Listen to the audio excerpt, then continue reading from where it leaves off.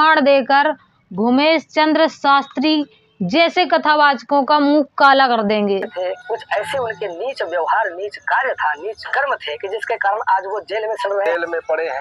राम घाट पर स्नान करा हुआ जीव का फिर पुनः जन्म नहीं होता। जहाँ कोई त्रिवेणी में स्नान कर लेता है, डुबकी लगा लेता है, तो अनेक जन्मों के पाप जल करके राख हो जाते हैं, खाक हो जाते हैं। गंगा अपने पुत्र भीष्म के पाप नहीं काट पाई। सदगुरुदेव की जय। बंदी छोड़ कबीर साहेब की जय। बंदी छोड़ गरीबदास जी महाराज की जय। स्वामी रामदेवानंद जी महाराज की जय। बंदी छोड़ सदगुरु रामपाल जी महाराज की जय। सभी संतों की जय, सभी भक्तों की जय। दंडवत गोविंद गुरु बंधु अभिजन सोए, पहले वह प्रणाम तिन नमो जो आगे होए। गुरु को कीजिए दंडवत, कोटि कोटि प्रणाम, कीट न जाने भृंग को, गुरु कर लो आप समान। सत साहेब पर भी लेन जात है दुनिया, हमरा ज्ञान किने नहीं सुनिया। परमेश्वर कबीर की वाणी। महाकुंभ महाजाल, काल के द्वारा चलाई गई है ये चाल।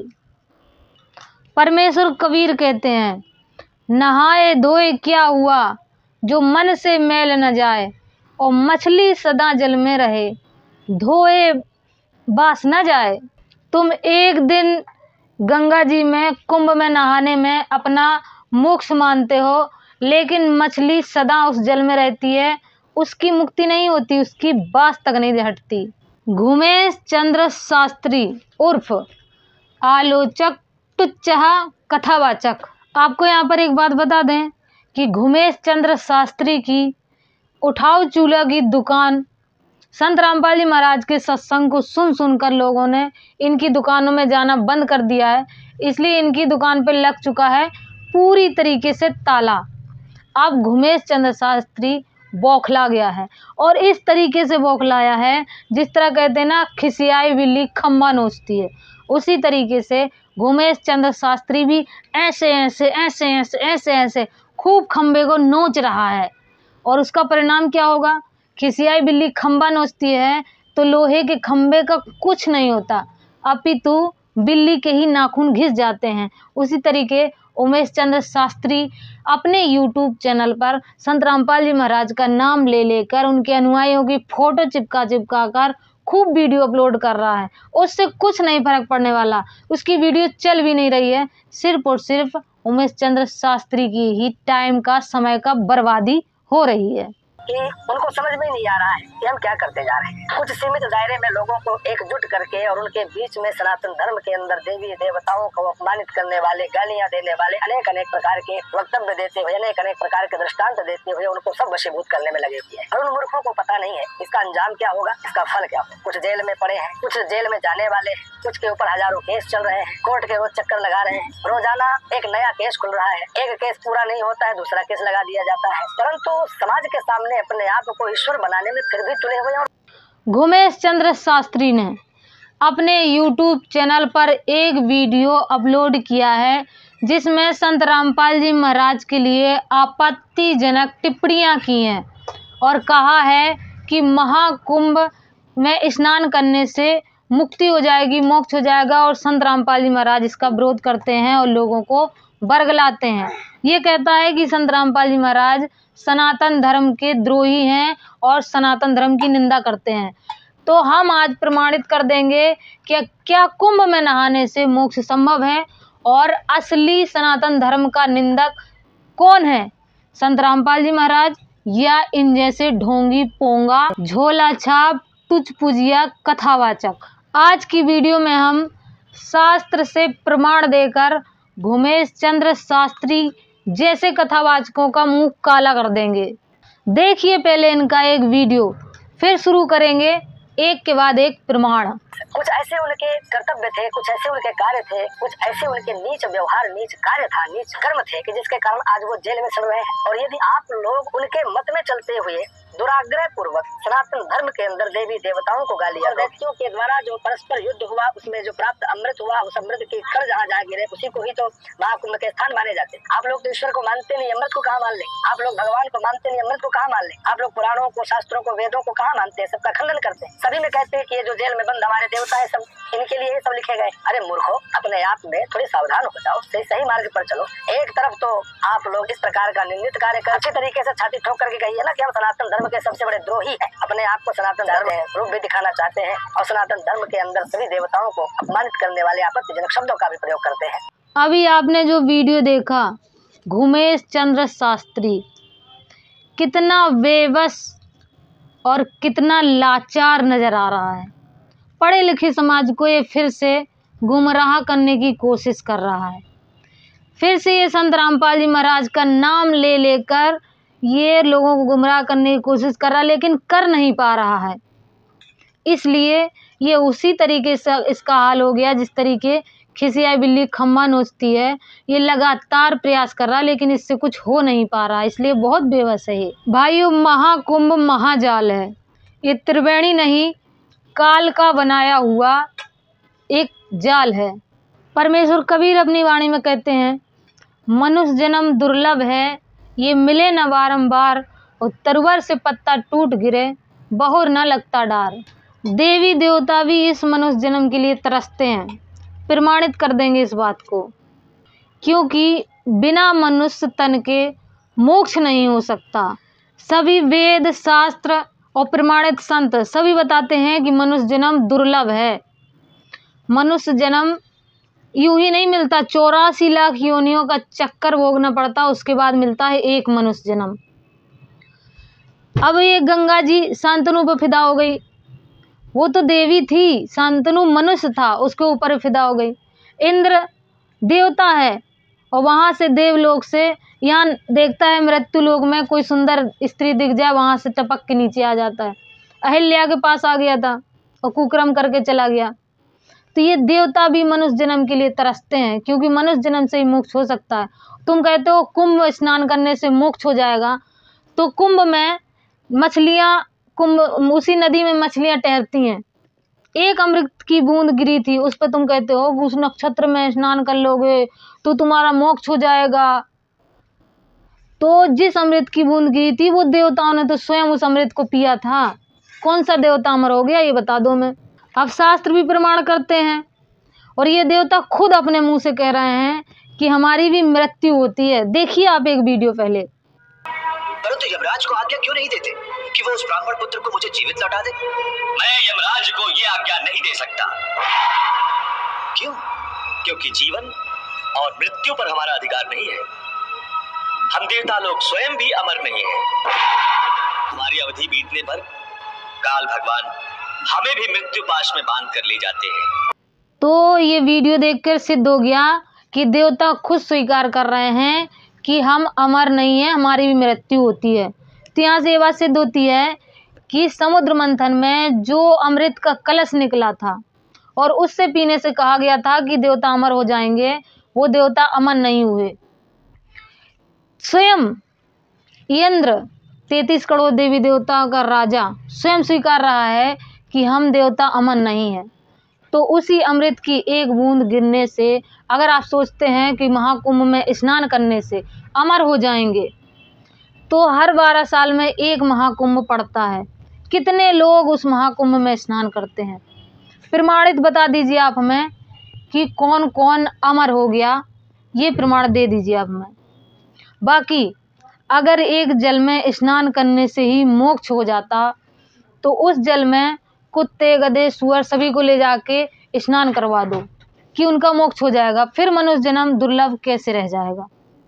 फिर जो सभी कहते हैं, शास्त्र भी कहते हैं, वेद भी कहते हैं, प्रमाणित संत भी कहते हैं कि मनुष्य जन्म दुर्लभ है, अनमोल है। और तुलसीदास जी महाराज भी अपनी रामचरितमानस में कहते हैं, बड़े जतन मानुष तन पावा, अर्थात मानुष तन बहुत जतन के बाद प्राप्त होता है। सभी संत भी बताते हैं कि मनुष्य जन्म दुर्लभ है, क्योंकि मनुष्य जन्म से ही मोक्ष संभव है। घुमेश चंद्र शास्त्री, तुम्हारी तो बात ही छोड़ दो। आज जितने भी महाकुंभ में स्नान करने गए हुए हैं, गिरिपुरी, नागा, वैष्णव, वैरागी, धर्म, समुदाय, पंथ, जितने भी लोग महाकुंभ में पहुंचे हुए हैं स्नान करने के लिए, और वो सोचते हैं कि महाकुंभ में स्नान करने से उनका मोक्ष हो जाएगा, तो वो सभी लोग काल के जाल से अपरिचित हैं, धोखे में हैं, शास्त्रों से अपरिचित हैं, उनको शास्त्रों का कोई भी ज्ञान नहीं है। साधु, संत, महात्मा, साधक, उपासक, ये जितने होते हैं कुंभ के मेले में इनसे कहा जाता है सारे साधु, सारे सन्यासी, सारे तपस्वी अगर नहाएंगे तो राम घाट पर नहाएंगे, राम घाट के उस कामन घाट पर नहाएंगे। क्यों, क्या कारण है? उसका एक कारण है, राम घाट पर स्नान करा हुआ जीव का फिर पुनः जन्म नहीं होता, सब बंधनों से मुक्त होकर वो परमात्मा की ओर चला जाता है, फिर वो मुक्त हो गया। कुंभ में स्नान करने से मोक्ष की प्राप्ति होती तो गीता ज्ञानदाता अर्जुन से कह देता कि जा मुक्ति प्राप्त करने के लिए कुंभ में स्नान कर ले, लेकिन गीता ज्ञानदाता ने अर्जुन से मुक्ति पाने के विषय में कहा कि तत्वदर्शी संत की शरण में जा। और ऐसे लोगों के लिए जो कुंभ स्नान करते हो मनमाना आचरण करते हैं, ऐसे लोगों के लिए गीता ज्ञानदाता ने क्या कहा है, देखते हैं हम आगे। या शास्त्र विधि मुसर्जते वर्तते काम करता ना सा सिद्धिम आपनोति ना सुखम ना परम गतिम। अध्याय 16 श्लोक नंबर 23। जो पुरुष शास्त्र विधि को त्याग कर अपनी इच्छा से मनमाना आचरण करते हैं उनको ना तो सिद्धि प्राप्त होती, ना परम गति प्राप्त होती है, ना सुख की प्राप्ति होती है। अर्थात गीता ज्ञानदाता यहाँ कह रहा है कि शास्त्र विधि को छोड़कर जो मनमाना आचरण करते हैं ना सिद्धि होगी, ना परम गति प्राप्त होती और ना मोक्ष प्राप्त होगा। इति सिद्धम कि परवी नहाने से, महाकुंभ में डुबकी लगाने से मोक्ष संभव नहीं है, क्योंकि गीता ज्ञानदाता श्रीमद् भागवत गीता में कहीं पर भी महाकुंभ में स्नान करने का कोई आदेश नहीं है, अर्थात ये शास्त्र विरुद्ध और मनमाना आचरण है। आइए देखते हैं वेद क्या कहता है। समिद्धो अधमनुष्यो द्रेणे देवो देवन्यजसि जाते वेदः आचवः मित्रः चिकित्वान् त्वं दूता कवेरसि प्रचित्यः। यजुर्वेद अध्याय 29 मंत्र 25 का अनुवाद देखते हैं। जिस समय पूर्ण परमात्मा प्रकट होता है उस समय सर्व ऋषि व संत जन शास्त्र विधि त्याग कर मनमाना आचरण अर्थात पूजा द्वारा सर्व भक्त समाज को मार्गदर्शन कर रहे होते हैं, अर्थात स्वस्थ ज्ञान का संदेश वाहक बनकर स्वयं ही कबीर देव अर्थात कबीर प्रभु आते हैं इस धराधाम पर। अर्थात कि जब ऋषि मुनि द्वारा ढोंग पूजा, पाखंड पूजा, शास्त्र विधि को त्याग कर ये मनमाना आचरण करवाना चालू कर देते हैं और खुद भी करते हैं। जिस प्रकार आज कहीं पर भी शास्त्र में कोई प्रमाण नहीं महाकुंभ में स्नान का, और ये करवा रहे हैं और कर रहे हैं। जब इस तरीके का आचरण पूरे संसार में होने लगता है, शास्त्र विधि को त्याग कर सब ढोंग की तरफ चले जाते हैं, तब वो परमेश्वर सतलोक से चलकर पूर्ण परमेश्वर कबीर साहब इस धरती पर स्वयं प्रकट होते हैं, अवतरित होते हैं और सत्य ज्ञान और सत्य भक्ति देते हैं। वर्तमान समय में तत्व ज्ञान और सत्य ज्ञान और शास्त्र अनुकूल भक्ति प्रदान कर रहे हैं एकमात्र संत रामपाल जी महाराज। इसमें कोई संशय वाली बात नहीं है कि श्री प्रयाग में जो लोग अचानक भी पहुंच जाते हैं, धोखे से भी पहुंच जाते हैं, तो यहाँ के दर्शन करने मात्र से पाप जल जाते हैं। और जब वहाँ कोई त्रिवेणी में स्नान कर लेता है, डुबकी लगा लेता है, तो अनेक जन्मों के उनके पाप जल करके राख हो जाते हैं, खाक हो जाते हैं। अगर आप सोचते हैं कि गंगा में और कुंभ में स्नान करने से आपके पाप कट जाएंगे, तो गंगा पुत्र भीष्म एक फोटो देखिए किस तरीके से बाणों की सैया पे लेटे हुए थे और कितना उनको दर्द हो रहा था। आप सभी लोग जानते हैं कि कष्ट होते हैं पाप से और पुण्य से होता है सुख। तो गंगा पुत्र भीष्म के पाप थे जिससे उनको इतना कष्ट उनको भोगना पड़ रहा था। वो भीष्म थे जो स्वयं गंगा की कोख में 9 महीने तक कोख में रहे, उसके बाद भी उनके पाप नहीं कटे और बाणों की सैया पर लेटे वो कष्ट भोग रहे थे। तो जब भीष्म पितामह के कष्ट नहीं कटे, पाप नहीं कटे गंगा जी के पुत्र होते हुए, तो आप क्या सोचते हैं, आप एक दिन के लिए डुबकी लगाकर गंगा जी में महाकुंभ नहाकर आपके पाप कट जाएंगे? ये प्रमाण है गंगा पुत्र में भीष्म कि उनके पाप नहीं कटे, तो आपके क्या कटेंगे? तो घुमेश चंद्र शास्त्री जी, गंगा अपने पुत्र भीष्म के पाप नहीं काट पाई। पाप कटना तो दूर रही, गंगा में स्नान करने से स्वभाव भी नहीं बदलता। जब गंगा नदी में लाश बहते हुए आती है तो कुत्ते उसको देखकर लपकते हैं। पहले तो वो गंगा में डुबकी लगाते हैं, उसके बाद उस लाश को घसीट के किनारे लाते हैं, फिर उसको नोच नोच के खाते हैं। अर्थात उसका स्वभाव नहीं बदलना है, वो लाश को ही खा रहा है, वो मांस ही खा रहा है, उसका स्वभाव नहीं बदल रहा है। तो इससे स्पष्ट होता है कि गंगा में स्नान करने से ना तो स्वभाव बदलता है, ना पाप कटते हैं और ना मोक्ष की प्राप्ति होती है। अर्थात ये काल का फैलाया हुआ जाल है और ये एक छलावा है। गंगा नहाने से शरीर तो साफ हो सकता है, प्यास भी बुझ सकती है, लेकिन गंगा नहाने से मन पावन और पवित्र नहीं हो सकता और आत्मा के पाप नहीं कट सकते हैं। लोग कहते हैं कि बड़े से बड़ा जघन्य अपराध हुआ है। श्री प्रयाग में ऋषियों के साथ में स्नान करने से जीव उन सभी पापों से मुक्त हो जाता है, इसलिए कुंभ की इतनी बड़ी महिमा है। और जब वहाँ कोई त्रिवेणी में स्नान कर लेता है, डुबकी लगा लेता है, तो अनेक जन्मों के उनके पाप जल करके राख हो जाते हैं, खाक हो जाते हैं।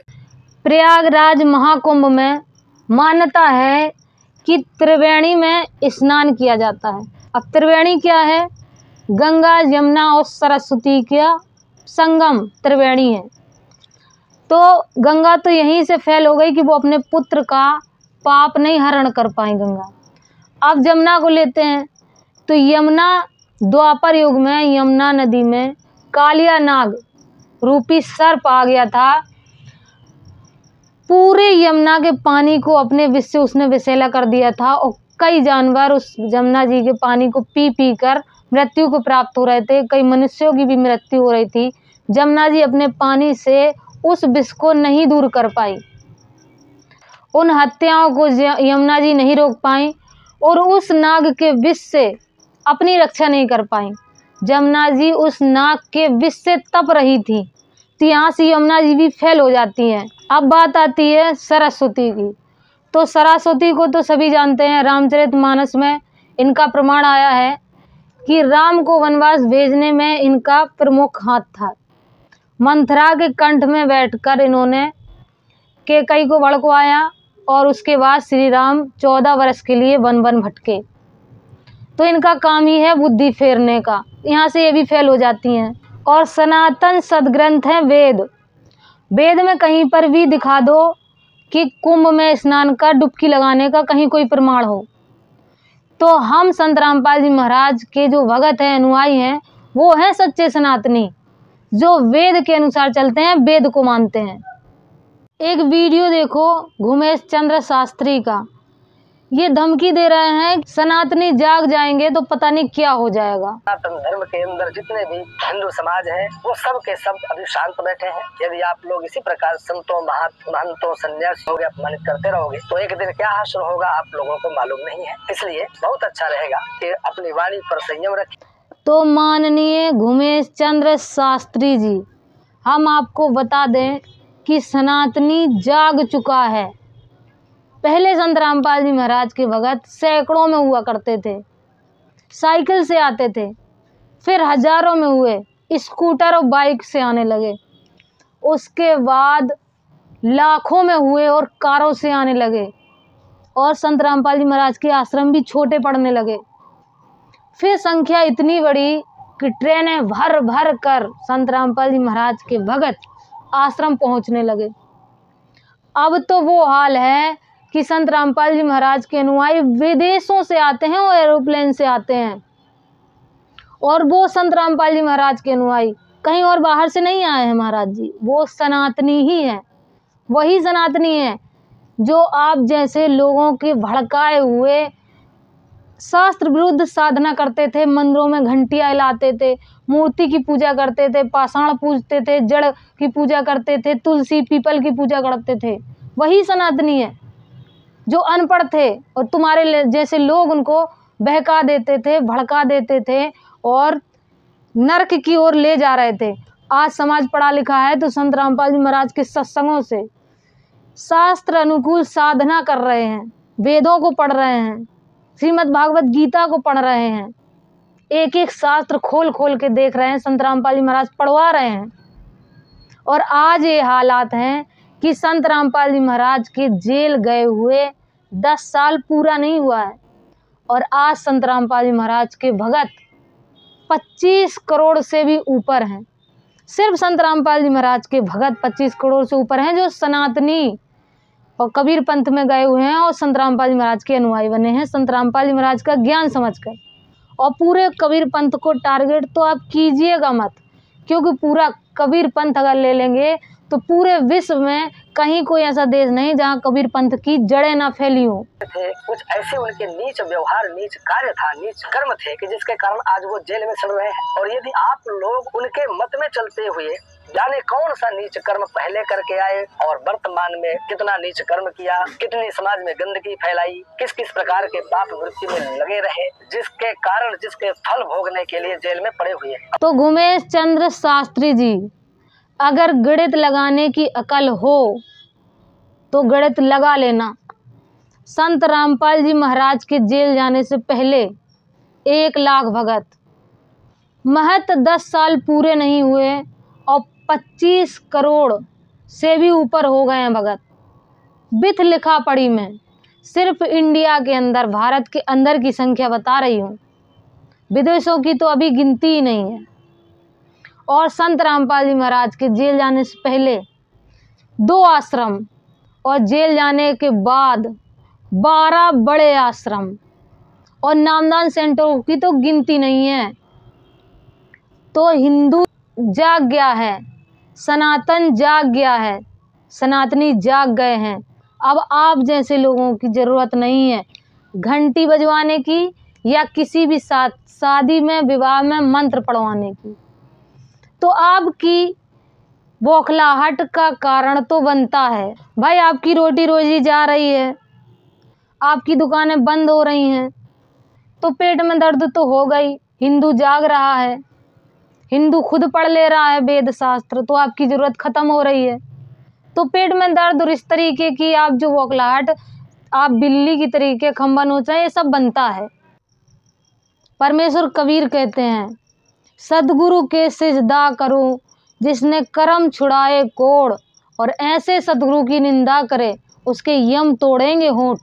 तो उमेश चंद्र शास्त्री पाप के भागी ना बने, सदगुरु की निंदा ना करें, क्योंकि संत रामपाल जी महाराज तत्वदर्शी संत जो एकमात्र सतगुरु हैं और पूर्ण परमेश्वर कबीर के अवतार हैं।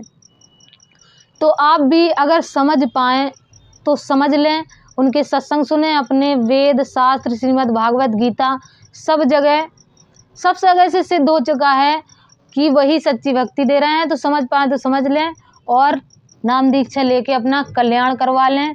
वरना रामचरितमानस में भी आया है कि संतों की निंदा करने वाले को ब्रह्मा विष्णु महेश भी नहीं बचा सकते। तो घुमेश चंद्र शास्त्री संत की निंदा करके पाप के भागी ना बने। हमें पता है आपकी दुकान बंद हो गई है और भी आप जैसे लोगों की दुकान बंद हो रही है लगातार, तो ये तो होनी ही है। मिलेंगे नेक्स्ट वीडियो में, तब तक के लिए सत साहेब।